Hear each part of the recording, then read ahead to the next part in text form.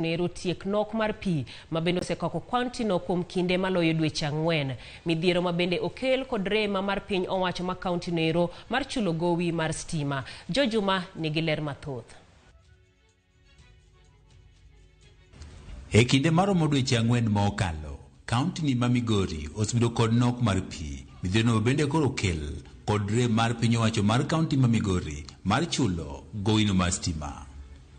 Maya osechuno oganda e kaunti ma Migori to ahinya magoeko ma odak e boma ma Migori mondo koro many pi e aoche mopogore opogore ma oting'o mano ma Migori. Waonge gi pi e migochwa ka to wagomo ni sirkal mar government mar county government wang'ni ong'iwa yor pi maber. Gikelnwa pi nikech wachando pi. Sani waomo mana e aoche moko mamolgi.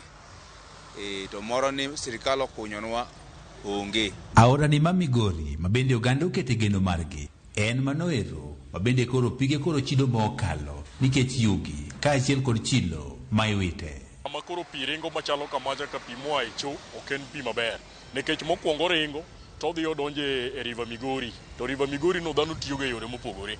Nitie joma luoko kode, nitie joma luokore kanyo, jomoko kawo pigno dhi nyaka e ot moko tedogo. Nyiso ni one risk. Maya osekoluro ni oganda ni kode gir tuoche ma ikelo kod lil kadwaro margi maduong' en ni mondo koro piny owacho mar kaunti ma Migori koro kawo okang' mane pi maler koro bedo negi. Watiyo gi pige moko mokwang'e kamae, wakawo pige aore ma waste donje iye, gik moko donje iye mang'eny to pige gi chando iwa zaidi. Ng'ato nyalo kawo siwage chuny odiochieng', chome aora, siwage moko bedo treated, moko thiedhi. Matiende ni iketo ngima jomoko kendo iketo ngima nyaka le modak e pi kanyo ero nyaka e nam e andaki matamre gi nono. Gavana ma Migori Ochilo Yako bende ni owuoyo kinde machuok mokalo ne wane piny owacho mare koro ng'eyo ne kaunti ni ma Migori osebedo kod nok mar pi nikech rem mar chulo gowi mar stima kabed ne osingo ni e kinde machiegni oganda e kaunti ma Migori dhi bedo kod pi maler. From the information we gathered from the public while campaigning is that the electricity bills were not paid, and perhaps there were instances of breakdown here and there of equipment. That shall be fixed expeditiously. Pige mokunywa kata mimiyo gi sola ka miketo kor gwenge moko wan waonge godo. Ko nwagomo ni county ni wang'ni uda yako kodonje ni. Ma wang'no ng'eni go plan obed piny gi joge ne mot. Ng'iane uru gigo nikech iluongo gi ni important necessities. Gima dhano ok nyal bedo maonge go. Sana wach pi. Ng'ino uru wach pi maler e Migori town ka mondo wabed gi pi moro minyalo modhi. Pi minyalo tigo yo maler. Oganda gi e kaunti ma Migori wacho ni e kinde mar higni 5 mokalo gisebedo gido pi kidam e kaunti ma Migori nikech midhiero mopogore opogore ma oting'o rem mar piny owacho mar kaunti ma Migori ma chulo bil no mar stima kago margi maduong' en ni piny owacho manyien mabende donjone koro kawo okang' makare mane pi maler koro bede kaunti ni ma Migori. Jojuma, Ramogi TV, Migori. Erokamano ahinya Jojuma kon report machalo koda mano. Kawadhi nyime en jatend migawo mano mar somo George Mago nyiso joma omi orak mar gero klese e kaunti ma Kakamega mondo tiekgi kapok ochopo kiny sa auchiel mar sa auchiel. Magoha mabende ne limo ikro klese e kaunti noero nowacho ni migawo mar somo dwaro mondo chenro mag klese go orum mapiyo kaka nyalore. Kamano bende onyiso skunde ji giwegi mapok ogero labs mondo kik donjre gi somb CBC. Magoha no limo skunde ma Kakamega High, Mokumo Girls, kuma bende no romo kod jalup County Commissioner e ikro klese skund sekondar Madundo. Kakamega seems to be very happy that they are at 93%. There is no child which is 93%. A child is a 100%. And the Kakamega child is also 100%. So we have agreed as a team that all the pending works, which are basically at roofing levels, shall be completed by tomorrow. Tomorrow ends at midnight. Going by the global approach now, I've said that there are several regions. The first one to complete was the Central region, followed by the Northeastern region, followed by the Nyanza region. Eastern region is most likely going to be the next one, maybe by tomorrow. western region where there are children must also complete, and that's why we are here. Gikone to jowuoth matiyo gi apaya ma Nairobi kochomo Nakuru no nyalo dhi nyime gi wuoth gi manotok yawo apaya no ero mabende no dinore kaluwore kod dhugruok geche.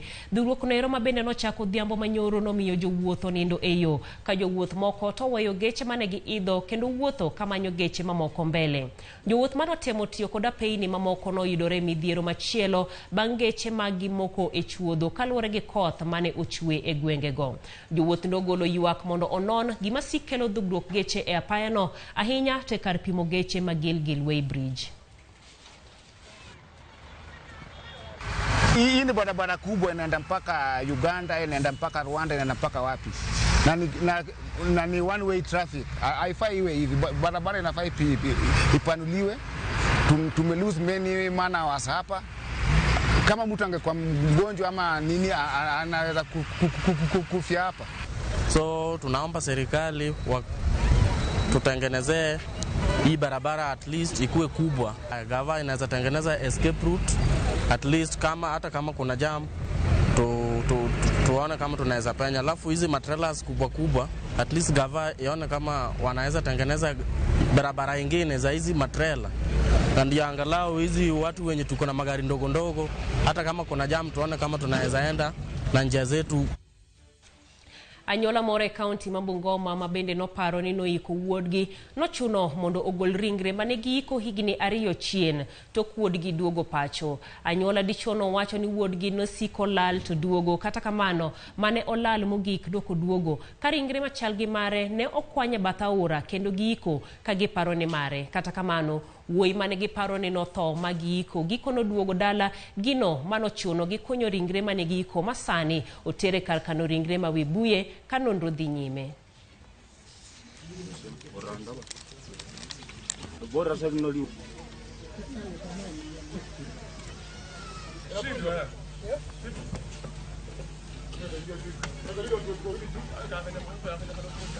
Sisi wakati huwa anatoka huwa tunasubiri tu kwa sababu yeye mwenyewe huwa anarudi. Lakini mwingine alikuja akatuletea habari ambayo ilitufanya tukafadhaika tukahangaika, akituambia ya kwamba kuna mtu ambaye aliuawa huko karibu na kwao na alionekana ni kama ni yeye. Sasa baadaye ndio tuliona mwingine akakuja na yeye. Akasema alikutana na yeye sehemu fulani mbali tu na nyumbani, mbali kabisa. Na akamchukua kwa sababu yeye alikuwa amesikia maneno ya kwamba yeye alikufa, akamleta. Sasa kwa hiyo hali tukaona ni yeye. Kupata habari kwamba baadaye yule Isaac aliweza kurudi on 28th of last month, ambaye ni mwezi wa 8, akarudi nyumbani. So kulikuwa na ile kizungumkuti nikana kwamba ni mashetani ama ni nini, lakini ukweli ni kwamba ndio the original Isaac ndio huyo mwenye alikuwa amerudi. Basi hapo ndio polisi ilichukua hatua, ikapata procedures za kawaida, ukapata execution order ya kufufua yule mwili ambao ulikuwa umezikwa kimakosa katika hicho kijiji, na ndio shughuli ambayo tunaendelea nayo wakati huu. Obile sub-county ma Embu East otima pedha kendo mako mwandu mopogore e kambi moro moko puodhe mabende loso nyuok e chiro makanja. Kotelne kod Jalup County Commissioner Jane Waruinge negi mako otese mabandia ma KRA kongo mabandia kotingo mano mar keg e kin mamoko mabende okopuodhe. Bende negi puko kongo mamoko mane nitiere e tubni maromo lita 100. Waruinge nosiemo jopiny e wi madho math moko puodhe kowacho ni biro hinyo ngimagi. Kabendo singo dhi nyime gi apedha makamano kendo tieko wach math makamago e sub-county no. Mingi kabisa tunaweza kufungulia mwalimu hata ukigusa na majuba ya smart.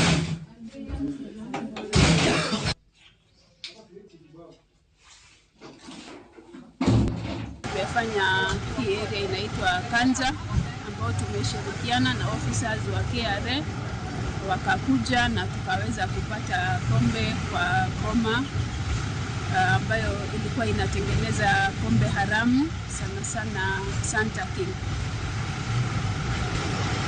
Hii si mara ya kwanza sisi kuvamia hii pombe, tumekuwa tukifanya. Kuna wakati tulivamia Ukweri na wakati mwingine pale checkpoint, na tutaendelea nayo. Wachno ero math mabende oko puodhi mabende chak terowa yweyo mano mar ariero kamano Naftali oko iwacho ni neno ka intiere gwenge mag Transmara. Raila oromo bedo jatend piny, mano bende ote moro mabende donjo. Ramogi neno malere gwenge mag Gogo Kanyamkago, mano Felix Julius kantiere Gogo. Ero kamana hinya bende Joy kawuok Aswanga iwacho ni Mombasa Ra. Ramogi TV ler kendo yom iwacho ni intiere kod Doka Dona bende. Jena iwacho ni ibende ineno Ramogi e yono ero makare. Hero kamana hinya kuom ote magi e kind mamoko modhuro mabende medo donjonwa. Par kanyero ni namba en 236000 kanyakla kod Facebook page marwa Ramogi TV kod YouTube bende iyudowa. Kikidhi mabor.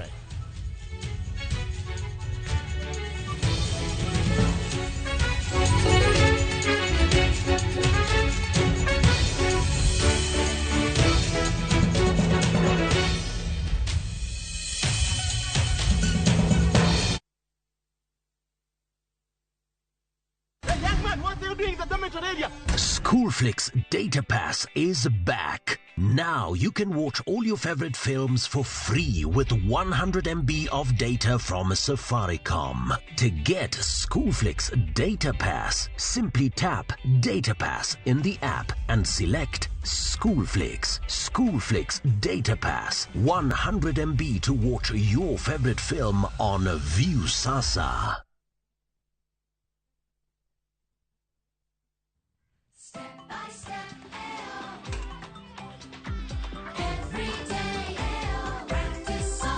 A mom knows the importance of a good habit, like a nutritious and tasty breakfast with Blue Band every day, filled with omega-3 and 6 and the energy she needs.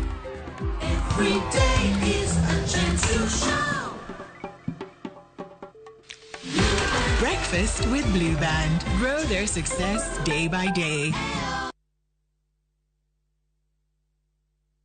Wakenya wengi wanaendelea kushiriki na kushinda $300,000 kwenye Shabiki Major League Jackpot. Kwa majina naitwa Boniface Buvi Kitheka. Niliweza kuona ile advertisement ya wale vijana wawili wale walikuwa wameshinda each 150 na niliweza kushinda hizi 300,000.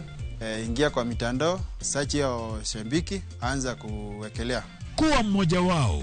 Cheza Major League Jackpot kwa shilingi 10 pekee kwa kutuma neno MJP kwa 29063 na waweza kuwa mshindi. Shabiki Major League Jackpot, the easiest jackpot in Kenya.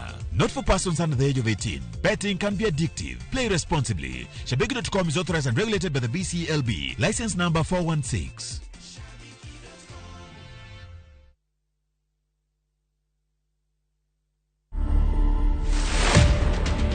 Niliitwa Githeriman 2017, tukaenda State House na bibi yangu. Nikaenda nikapatiwa samba, nikapatiwa cheki yangu. Na nikapatiwa mpaka title. Uko na surprise nyingine unataka kupatia Wakenya? Yes, niko na kanini kakitu kakubeba uji na ugali.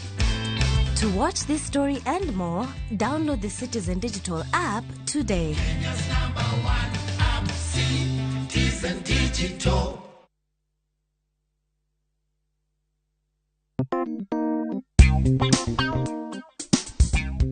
Bed kod budget ka idhi e supermarket. Neni inyiew mana gigo monego inyiew.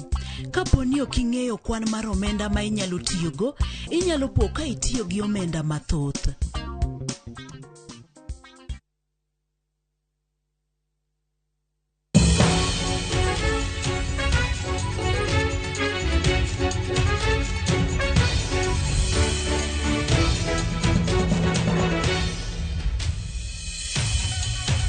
Machiegni kendo en mor kabisa ka nyakalundo mar Ramogi orwako higni 19 nyaka ne yawe e higa mag 2003. Kuom higni 19 gi Ramogi FM osebedo ka puonjo moro kendo bero ngima oganda e pacho ka koluwo chenro mage molosi mago mowinjore kod jowinjo mage. To wuoth mar higni 19 osebedo nade? Sifros Okinda notwa kod moko kuom jolendo kod johera mag Ramogi FM.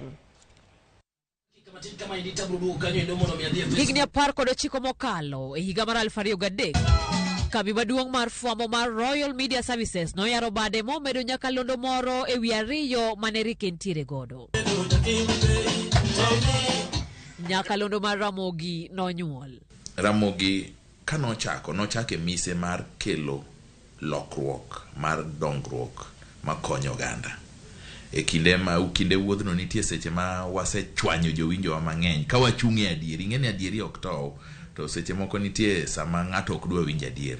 Seche moko wachung'e adieri miyo jowinjo kethore kodwa gikidho wanyowuoyo to bang'e to gineno adieri mar gima watimo to giduogo kendo wachiedho wuoth achiel kanyakla. Koa e masinde manyasani jofwambo matuklu kendo manigi lony mar ariepa ofwambo.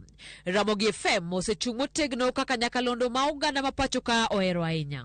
Ok wanyal siko ni watiyo mana matek, nyaka wati mariek bende. Sani joluo loko hala. Chon ni wacho ni joluo ok nyal loko hala. Sani ji tero nyithinde skul. Chon ni wacho ni joluo wan onge pesa ok wanyal tero nyithinde skul. So mae gik ma osebedo ka konyo nyakalondo mar Ramogi mondo chung' kar tiende mondo med dongore.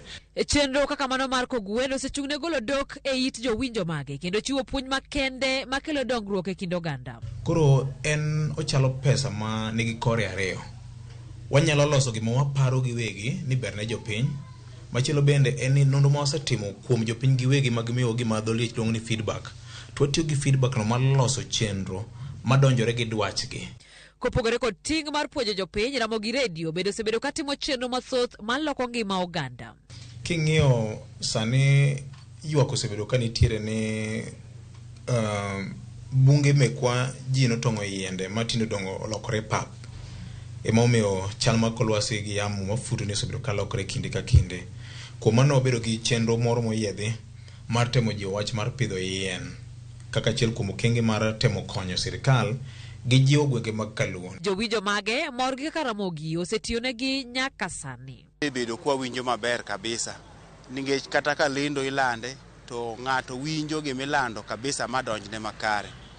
Gisebedo gi kipindi mang'eny mabe osebedo ka puonjo nyithindo, puonjo mine, puonjo vijende machal kodwa kama nyaka jodongo. Wamor kata ka cross sani odhi mbele wasedhi bedo kwa winje kuom higni mang'eny go duto. Wan kod chir kendo geno mochopo nyaka cross sani wan kendo gi Ramogi TV. Wuoth mar higni 19 osebedo mayot kendo chochni maka kod kacha osebetie e kinde ka kinde. E Ramogi kae ahinya to kichung' ne loso chenro kata ka in jalendo to kinya nindo, ok inya diemo wang'. Kidiemo wang'i ni to ng'ato kalo. Nikech in onge ng'ama ilawo, joma lawi mang'eny. Mane pek mosebetie maduong' ahinya kopogore gi mamoko moriwo ji te. Joma lendo kodwa makelno mwandu e yor lendo miwinjo ni ng'ato dwa uso gire moro. Tiyudo ni gitanga nyandalo mag siasa nikech ok ong'ere ne duoko dhi bedo nade. Nyako Ramogi higni 19 pok odhi nono. Jowinjo mag nyakalondo mar Ramogi ong'eyo ber ma nyakalondo nieri osekelo e ngima margi. Bende jolendo mag nyakalondo ni pok ojony. Gimedo mana roch ka giyudo fwenyruok manyien mag puonjo moro kaachiel koda konyo oganda e kelo dongruok e alwora margi. Sifros Okinda, Ramogi TV. Mano Sifros Okinda kantiere Ramogi FM kendo omedo kwayenegi higni mathoth modhuro mar kelo lokruok e ngima oganda e ngima jo Kenya. Kawadhi nyime eni lit buok kod kuyo omako jodak manyashaba e kaunti ma Kiambu to kondiegi nego nyathi ma jahigni 9. Nyathino ma japuonjre mar grade mar 3 nolal tich ang'wen jumani e kinde mane min gi onge ka lepe noyude bungu moro okinyi ma kawuono kod joma ne dhi e tich. Jodak ma kono wacho ni ne giromo gi ondiegi 3 odiechieng' ma kawuono ka giwacho ni nekno osemiyogi luor mar wuok oko gotieno. Gikwayo Kenya Wildlife Services mondo donjre kendo nego ondiegi weko ma bende giwacho ni pod biro dhi nyime mar nego ji.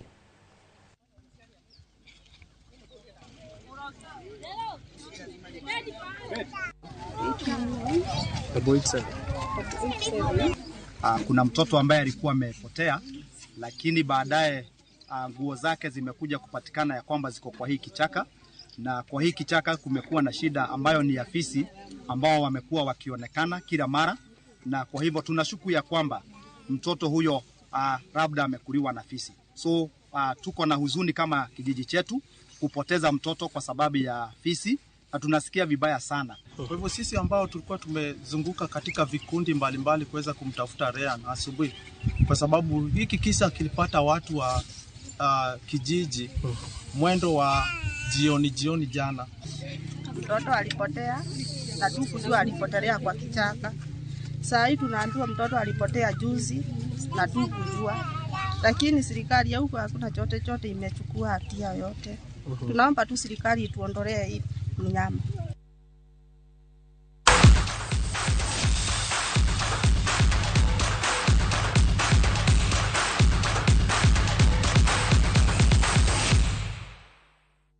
Machiegni weche tuke kuma tima KCB odhiambo makawuono noloyo Gor Mahia gonde 2-1 e tugo mano bage pau tuke ma Absa. Tugono ne en mar osiep mar ikruok ne season manyien. KCB emano kuongo loyo kokalo e opich achoma tielo 12. Gol mar Gor Mahia nologi jatugo Benson Omala. Hapo sawa.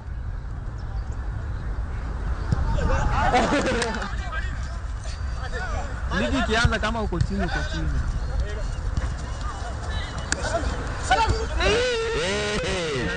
Wewe. Ai.